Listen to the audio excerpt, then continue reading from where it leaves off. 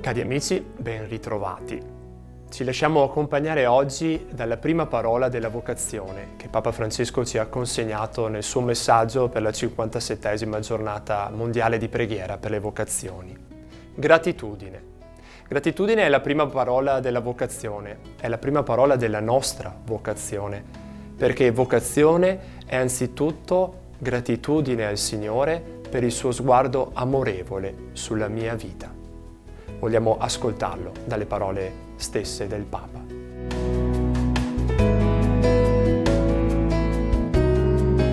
La prima parola della vocazione allora è gratitudine. Navigare verso la rotta giusta non è un compito affidato solo ai nostri sforzi, né dipende solo dai percorsi che scegliamo di fare.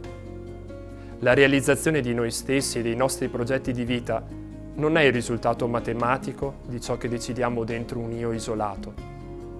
Al contrario, è prima di tutto la risposta a una chiamata che ci viene dall'alto. Ogni vocazione nasce da quello sguardo amorevole con cui il Signore ci è venuto incontro, magari proprio mentre la nostra barca era in preda alla tempesta. Più che una nostra scelta, è la risposta alla chiamata gratuita del Signore. Perciò riusciremo a scoprirla e abbracciarla quando il nostro cuore si aprirà alla gratitudine e saprà cogliere il passaggio di Dio nella nostra vita.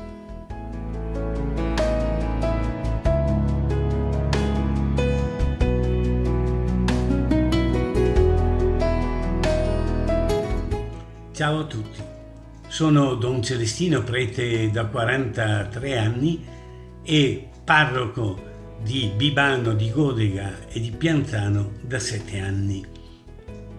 Mi viene spontaneo sottolineare prima di tutto che la gratitudine è uno stile, è un atteggiamento del cuore che prende forma, si concretizza sulle labbra di una persona con la parola grazie.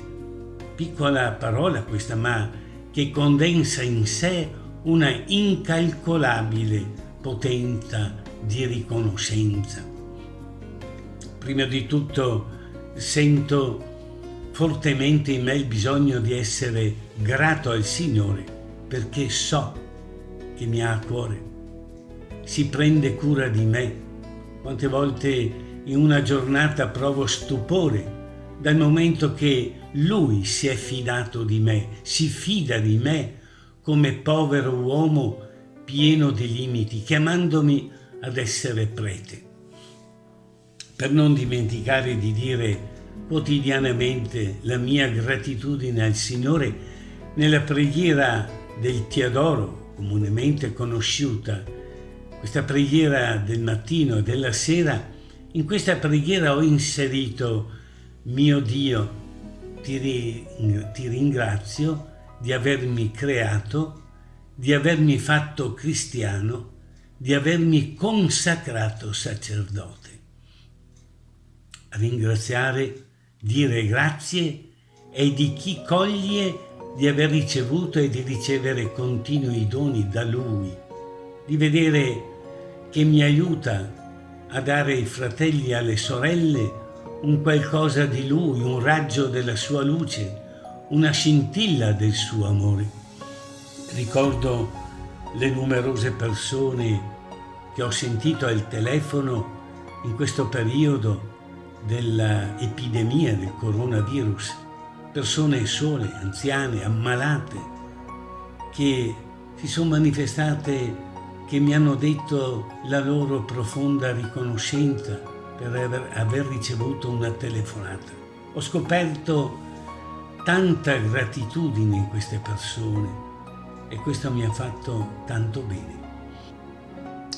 Un'ultima considerazione che faccio è che anche pregare per le persone che il Signore mi ha affidato, per le persone in genere, è gratitudine che esce dal cuore e sulle labbra diventa grazie, Signore, per avermi chiamato a vivere in mezzo a fratelli e sorelle, per portare un raggio della tua luce un frammento del tuo amore.